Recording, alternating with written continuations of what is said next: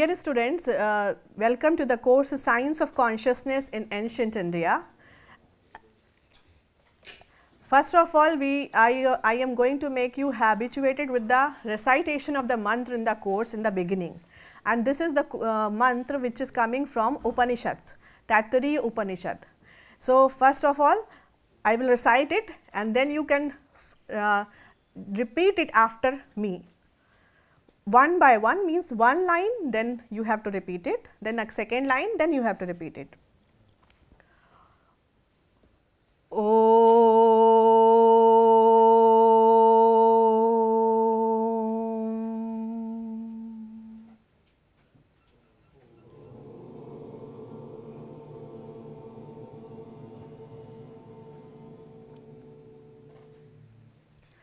Shanno mitraha Sham varunaha Shanno bhavatvaryama Shanna indro brihaspatihi Shanno Vishnu Rurukramaha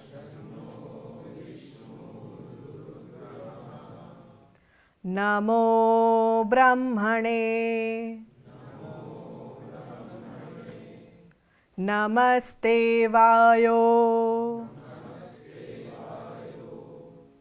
Tvameva Pratyaksham Brahmasi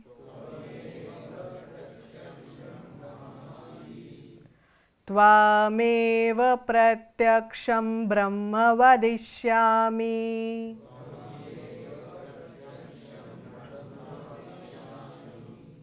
Ritam vadishyami. Satyam vadishyami. Tanmamavatu. Tadvaktaramavatu Avatu mam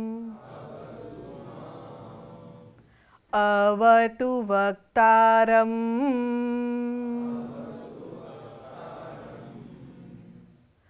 Om Shantihi Shantihi Shantihi.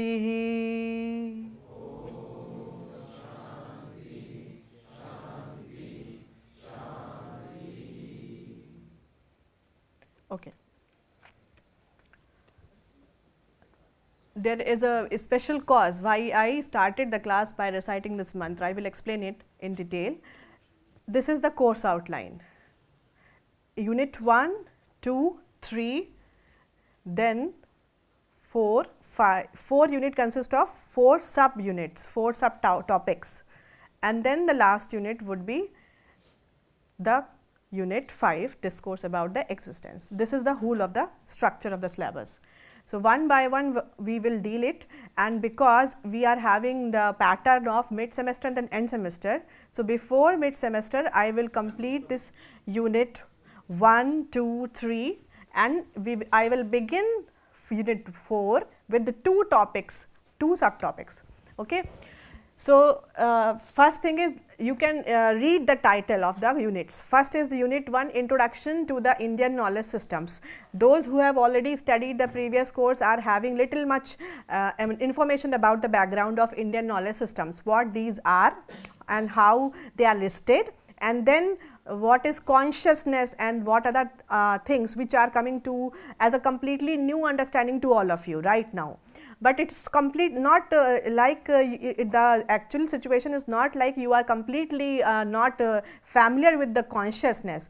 You are working in your own area, in your own branch with energy aspects it only, but actually you are ignorant about the concept of consciousness, how you need to relate the energy aspect and the consciousness. So, once you are having an experiment, just take an example, if you are having an experiment in the department, in your own department, you are working in a lab you are dealing with the energy, any kind of energy. Maybe you have kept something in a frozen state, you are trying to culture it, very simple example. You are trying to culture it, then also you are working on energy only, but you are working on that aspect ignorantly. How? Because in the dimension, in the current situation, in the modern sciences, when we are being taught, we are being informed about the energy which is completely ignorant or not intelligent, not knowing anything about herself. Why I am using the word herself, the pronoun. This is a problem when we talk about the Sanskrit and the English. Actually, all the Indian languages are belonging to one group, one family, and English is coming completely from a separate family. So, once we talk about the gender, his, her, or the pronoun used for specifying gender, then we are stuck to the gross structure, gross body. Okay, and accordingly we use the word he, she, it, etc. These pronouns are used according to the gross structure, identity of the gross structure. But in Sanskrit, and from the Sanskrit all the Indian languages are coming into existence as an upper branch, either in the form of tatsam, means same as it is, or tadbhav means modified from it, or Sanskrit.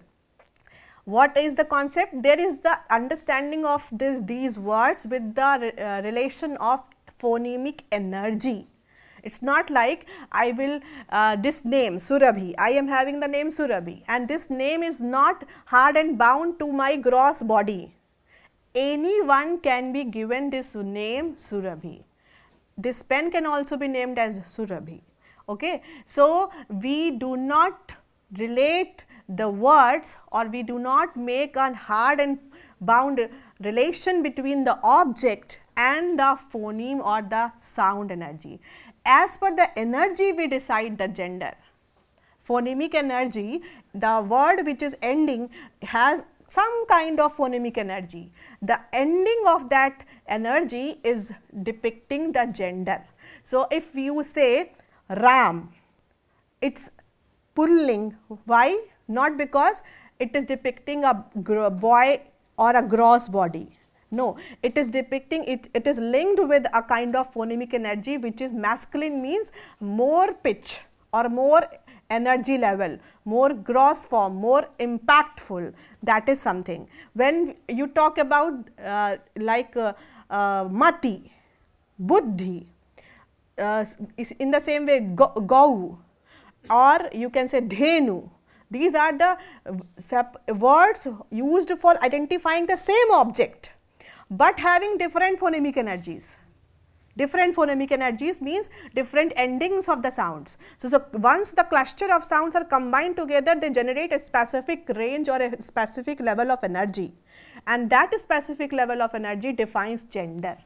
So, gender is not linked with the gross structure in our understanding. This is a basic difference between Indian and Western understandings. That is why a lot of the texts which are available in the Sanskrit and Indian languages cannot be roughly translated in English without having an in-depth understanding about the phonemic energy, gender concept. हमारे यहाँ gender biasness है ही नहीं, कोई भी शब्द किसी को भी दिया जा सकता है. So, Surabhi can be a name of a boy also, Surabhi can be a name of a girl also, it can be a name of an object also. So, ये दिमाग में जो concept बनाया गया, that is making a problem, a question when we are translating the text of the Sanskrit in English. So, once I will talk about the concept of Shiva Shakti and Kundalini Jagran, I will tell this is Shiva, this is Shakti, you will translate it masculine, feminine. And क्यों मैं बार बार बच्चों को अपने course में Google की गुरु बनाने से मना करती हूँ. गूगल आपका गुरु नहीं बन सकता, स्पेसिफिकली संस्कृत भाषा के संदर्भ में या किसी भी संस्कृत टेक्स्ट के संदर्भ में, because once you Google it will show you in a romanized version in English language as masculine, feminine, neuter और something else. And when I will explain that to you, the concept of Ardhanarishwar means two energies together. Two energies together, which is a kind of paradox, not contradiction. What is difference between contradiction and paradox? Contradiction means there are two opposite things, exactly opposite. But paradox means there is an appearance of oppositeness, but they are not opposite. So यहाँ paradox है. You can experience, it can appear to you that Shiva and Shakti are contradictory, but it's not like that. They appear as opposite, but they are not. This is the just illusion of appearance. So Shiva Shakti together, it's not equals to the masculine feminine energy together. इसीलिए वेद के मंत्र जब translate किए गए, Rigveda was translated by Max Muller, and a lot of the mantras which are depicting Akash and Dharti, Akash and Prithvi, he translated as husband and wife. A blunder has created, blunder, big blunder. You cannot understand what is being taught over there, what is the science, how the cycle of creating the clouds and the rain is being depicted in the name of Dava, that means Prithvi, and Akash, Dyau. Clueless. That's why translation creates blunders if you are not having proper understanding about the structure of the language. This is the basic reason. I never suggest any student to search or scroll the answers of my lectures or my subject related with my subject, any questions in the Google, until and unless we reach to a platform which can actually accommodate all the Bharatiya Bhashas in Indian languages on internet, on the web. So, a kind of Wikipedia, encyclopedia or e-web portal in Indian languages is required to have actual understanding of the content available in our Indian languages. Okay. So, that is why for that in order to avoid that kind of blunder, I always teach the IAST, that means International Alphabet Transliteration. So, what is transliteration? We just change the script, don't change the word. I never make students to change the Shakti as a feminine energy, to write it like that. बहुत आसान हो जाएगा. आपको लगेगा पहली stage में कि ma'am ने बहुत फ्लेक्सिबिलिटी दे दी, हम लिख सकते हैं, लेकिन जब आप समझने लगेंगे कॉन्सेप्ट तो आपको समझ में आएगा कि ये तो एग्जैक्टली बराबर है ही नहीं. This is not conveying the actual content which is being taught in the name of Shiva and Shakti, in the same way in the name of Brahma. The same thing is there with the word consciousness, that is the title, that is in the title, Science of Consciousness in Ancient India. As our ex-director was very well knowing the students, engineering students, and he said to me like, madam, you have to create some crispy title to attract my students in the course. And the crispy title, that means the Science of Consciousness in Ancient India is very crispy, students get attracted very soon. What is consciousness? Ma'am, kya batane ja rahi hain? That generates a curiosity. But when I take you to the understanding of the word consciousness, and I will explain like consciousness is not going to actually give you the understanding of the Shabda Brahma or the Brahman or Shiva or Shakti conjugation, it has a limitation, then you will understand, okay, the consciousness is popular, that is why people use it in the field of modern sciences, but it is not actually relating the concepts which are available in our Shastras. So, there are limitations of the translation, and that is why in the first unit itself I have put the introduction to the Indian knowledge systems. First of all, you need to have a basic understanding what Indian knowledge systems are, how they are classified, what are the possible styles of writing the text in Indian aspect or in Indian scenario, and why what are the peculiarities, what are the specialities in Indian Shastras. Then I will take you to the major, or you can say the main concept of our course, that is consciousness. So, why we recited this mantra? There is a very specific reason. In the whole of the mantra, क्या किया जा रहा है? There is a kind of praying. Pray कर रहे हैं. किसको pray कर रहे हैं? To that energy which is present in the form of diverse forms. Diverse forms are what? आकाश, वायु, अग्नि, जल, पृथ्वी. उसके अलावा जितने suppose entities हैं. For example, if you take right now, if you are able to sit comfortably and listen to the things which are being taught, why? Why? अगर आपको प्यास लगी होगी तो बैठ पाएंगे? No. Immediately your reflexes would tell you that you have to drink the water. If you are not having a proper sleep, you are feeling sleepy, then also you won't be able to control yourself, you would take a power nap in the class. In the same way, what are the basic requirements to you or to your existence? They are the natural forces, and you have to pray to all of them so that they can be favorable to you in order to make you understand the things which are right now in front of you. So, आप pray करके क्या कर रहे हैं? You all should be favorable to me. Right now I am entering into a task which is much higher, so you please be favorable to me. That is the mantra. आप सब शांत हो, आप सब पीसफुल एनवायरनमेंट में एक balance रखें so that I can understand what is being taught here. That is the mantra, and in that case, once you summarize all the things which are responsible for your existence, that will collectively be understood as energy, intelligible energy. आप अपने आप में अपनी energy की वजह से ही life है. The appearance of an individual that he or she is alive. Why? What is the basic difference between a dead body and a living organism? Once some dead body is there in front of you, how you differentiate that this is dead and I am alive?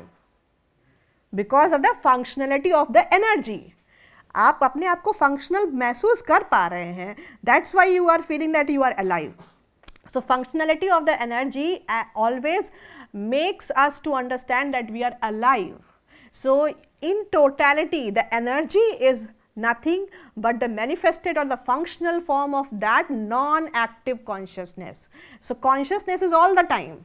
Even a dead body is also having consciousness. In what form? Non-active form or a passive form.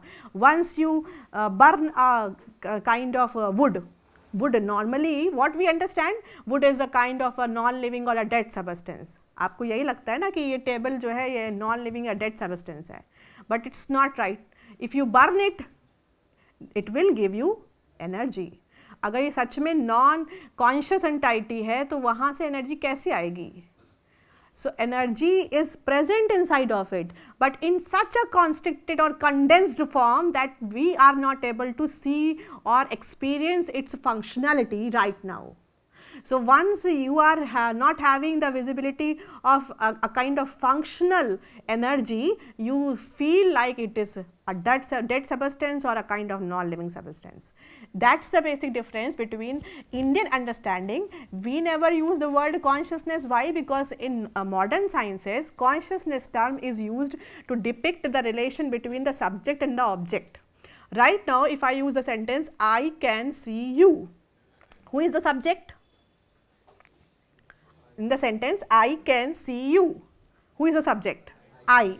And you is the object. This is subject-object relationship in a sentence.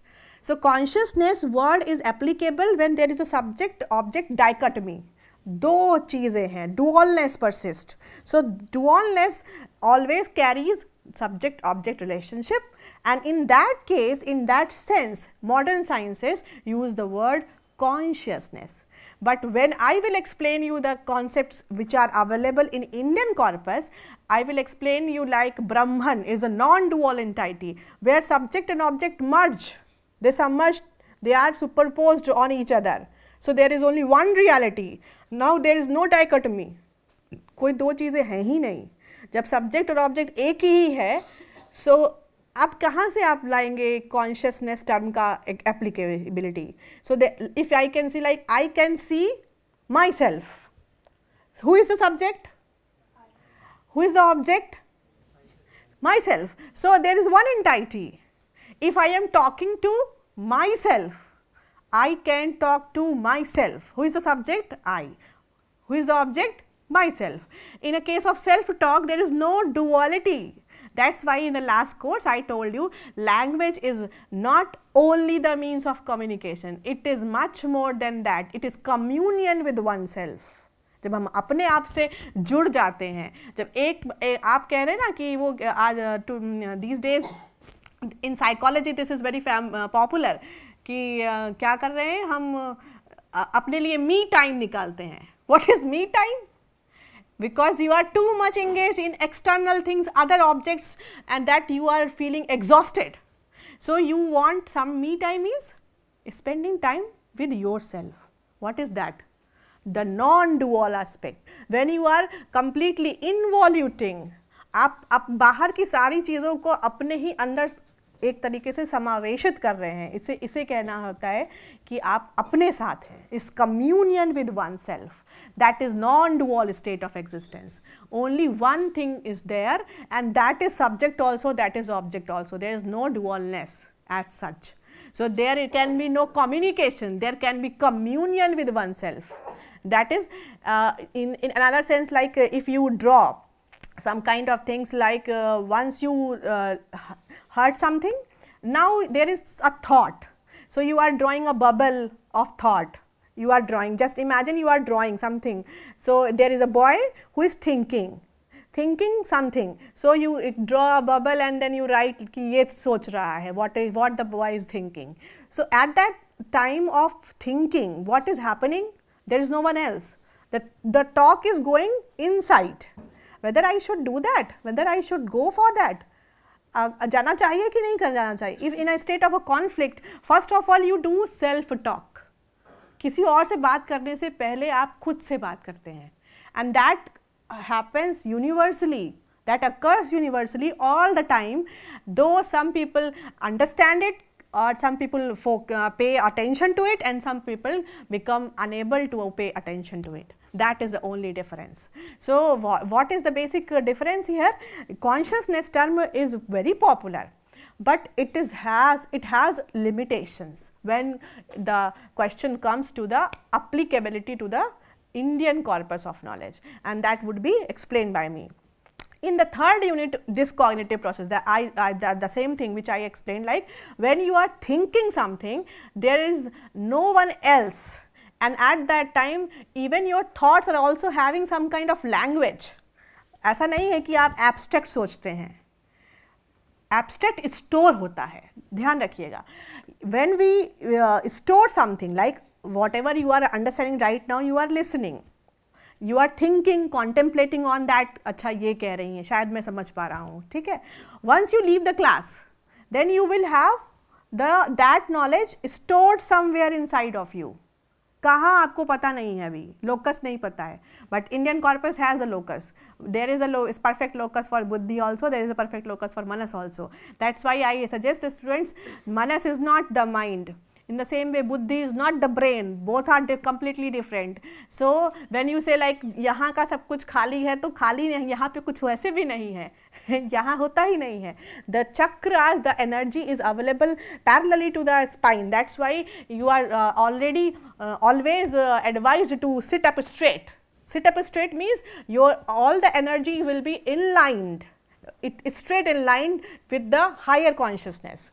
If you are lethargic, you will feel yawning and sleeping, or some kind of distractions would always be there encircling you. So that's why you have to link all the energy in a single channel to get the link with the higher consciousness. That is the suggested posture. And if you see the disease factors of the spine also, so maximum diseases are just because of this unsatisfactory curve of the spine. Dissatisfactory curve of the spine, वो straight हो ही नहीं पाती. जैसे ही वो build up हुई है, वैसा आप उसको लिंक, आप वैसे दिन के 24 घंटों में रह ही नहीं पाते.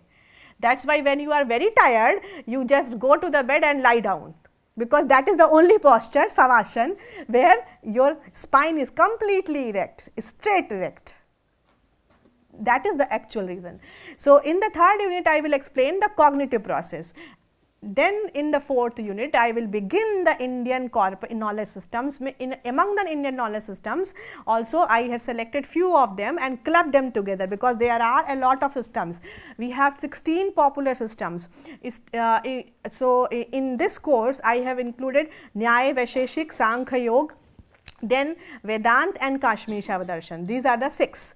So in these 6, In these 6, first 2 are clubbed together, Nyaya Vaisheshik, then Sankhya Yoga are clubbed together, and then Vedanta is a separate one because it is dealing with the non-dual consciousness and it is bigger, and then Kashmir Shaiva Darshan, which I have explained little bit in the previous course also. After that only we will touch the 5th unit, discourse about the existence, that would summarize all the things which you have studied till unit 4th. And in this structure, the first topic, that means Nyaya Vaisheshik, primarily deals with those aspects which are very familiar to you. So, we will start from your understanding, basically we will start from your understanding, मतलब अब तक आप जो जानते हैं मैं बस उसी पर अपना महल स्थापित करूँगी महल का मतलब आगे जो स्ट्रक्चर आपको समझाना है, आप जहाँ तक हैं वहाँ से शुरू करेंगे.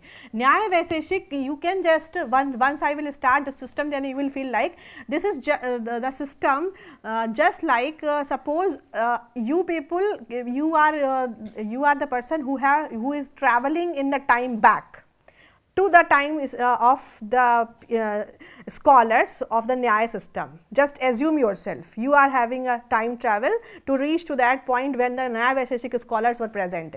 They were discussing about the things, and in that state also the questions that you are right now having would be same, completely similar questions, like what is Atma, what is Paramatma, what is supranatural existence and what is a natural existence, how this creation happens, how these things come into existence in such a diverse forms, and what are the basic constituents of the creation, what is the difference between a dead body and a living body, how we can say that this is dead and this is living. Basic questions, very basic curiosities. These questions were already investigated in detail by the Nyaya Vaisheshik scholars. So, Nyaya is having a very special meaning. Nyaya has two meanings. One is justice, which is very familiar to all of you. Second is logic. So, if you are having a kind of prejudice like Indians were never able to debate on the logic, so completely wrong hai. Last course mein bhi maine padhaya tha. We had a proper system of argumentation like Vad, Jalp, Vitanda. When we want to bring the truth, that is Vad, disputation, Vad theory, Vad system, we debate on the things. Then Jalp and Vitanda. Jalp is to get a kind of fallacious, to present the fallacious statements, some kind of false information should be is kept, and to just pollute the second side. And the third is Vitanda, means you are having just only one target to win over the others. That means getting or gaining victory on the opponent's side. So, these are the three methods when we actually want to bring out the truth, that is the Vad system. So, we had a proper method of argumentation to bring out the truth. So, the scenario of Indian understanding was also very highly logic based. So, they started debating based on the logic. कोई भी illogical बात करके हमें debate नहीं करना है. So, in that case, Nyaya system dominated in logic. They presented the logic for everything to discuss, and then they reached to the point of accepting the theory. Vaisheshikas created the complete understanding which was already presented by the Nyaya scholars to actually present a classified system to all of us. This is just like suppose आप सबको सब कुछ समझ में आ गया तो कुछ चीज़ों में आपका एग्रीमेंट होगा, कुछ चीज़ों में आप डिसएग्री कर जाएंगे. So, if you are the points on which you are disagreeing, that would be left together for further debate, and the points on which there is a mutual agreement among all, they would be taken as the basics of hypothesis to create a theory, to reach up to the theory. So, this was done in the Nyaya Vaisheshik system, and that is why when I will explain these systems, I will tell you that Indian research methodology, the modern research methodology, when you start from creating a hypothesis or stating a problem, वहाँ से शुरू करते हैं. So, यहाँ पर आपको पता चलेगा कि न्याय और वैशेषिक system, they established this methodology of investigation much prior to the current scenario. Hypothesis, then you need to bring out collect the data, then observe it, and then apply it, then then verify it whether it is accepted or not, whether the hypothesis is actually getting proved or it is getting disproved. Both the sides can be possible. If there is a you can say biasless hypothesis, then automatically there would be two sides. Either the hypothesis would be proved or it can be disproved also. So, that is why when you are going to reach to the end point to create a theory, it is passing through the proper ways of investigation. It is not like कोई भी कुतर्क present करके उसको बना दिया गया था, नहीं, केवल कल्पना में नहीं था, वो सिस्टम प्रॉपर ऑब्जर्वेंस के थ्रू निकल कर आया था. That's why in Nyaya Vaisheshika system is dominant with logic and then detailed structure. Sankhya Yoga will take it to the higher levels. Higher levels means the unanswered questions of the Nyaya Vaisheshikas would be taken by the Sankhya scholars, and then Yoga will present it, how to link yourself with the highest consciousness or the higher possible level of energy. And then in the end, Vedanta and Kashmir Shaiva Darshan would be completely explaining you the higher stage of consciousness or the highest possible level of the consciousness. That this is the way of the syllabus. I will take you from the beginning and then we will touch the last unit. Okay? If there are any questions, we can take it now. For this lecture, as a basic introduction to the course and the course outline, this is sufficient. Thank you.